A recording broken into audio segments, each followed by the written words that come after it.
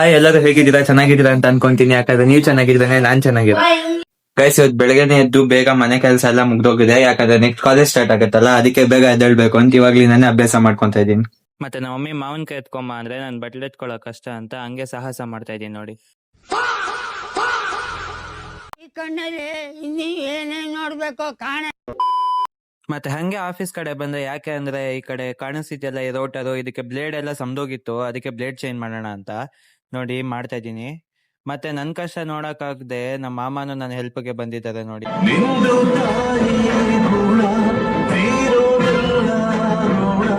ಮತ್ತೆ ರೋಟ್ರಿಗೆ ಬ್ಲೇಡ್ ಎಲ್ಲ successfully fit ಮಾಡಿದಾಯ್ತು. ನಾನು ನಮ್ಮಪ್ಪ ಮನೆಗ್ ಬಂದ್ವಿ ಟಿಫನ್ ಮಾಡೋಣ ಅಂತ. ಮನೆಗ್ ಬಂದ್ ನೋಡಿದ್ರೆ ಮಮ್ಮಿ ಮಾವಿನಕಾಯಿ ಎಲ್ಲ ಕಟ್ ಮಾಡಿ ಒಣಗಾಕಿದ್ರು ಉಪ್ಪಿನಕಾಯಿಗೆ. ನಾನು ಅದನ್ನೇ ತಿನ್ಕೊಂಡು ಕುತ್ಕೊಂಡೆ.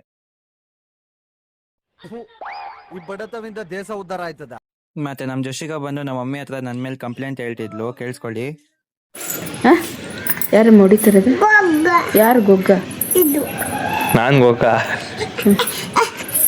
ಯಾವ ಗೊಗ್ಗ? ಯಾವ ಗೊಗ್ಗ?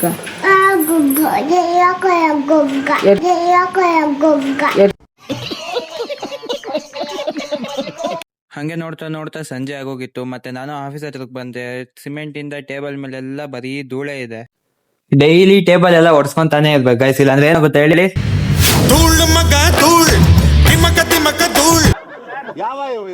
ಮತ್ತೆ ಆಚೆ ಕಸ ಎಲ್ಲ ಗುಡ್ಸ್ಕೊಂಡು, ಮತ್ತೆ ಟೇಬಲ್ ಮೇಲೆ ನೋಡಿ ಎಷ್ಟು ಧೂಳಿದೆ. ಬಟ್ಟೆ ತಗೊಂಡು ಟೇಬಲ್ನೆಲ್ಲ ಒಡ್ಸ್ಕೊಂಡು, ಬೀರುನ ಒಡ್ಸ್ಕೊಂಡು, ನೆಲನ ಒಡ್ಸ್ಕೊಂಡು, ಮತ್ತೆ ಆಚೆ ಧೂಳ್ ಬರ್ಬಾರ್ದು ಅಂತ ನೀರ್ ಹಾಕಿ ತೊಳ್ಕೊಂಡೆ ಅಷ್ಟೇ.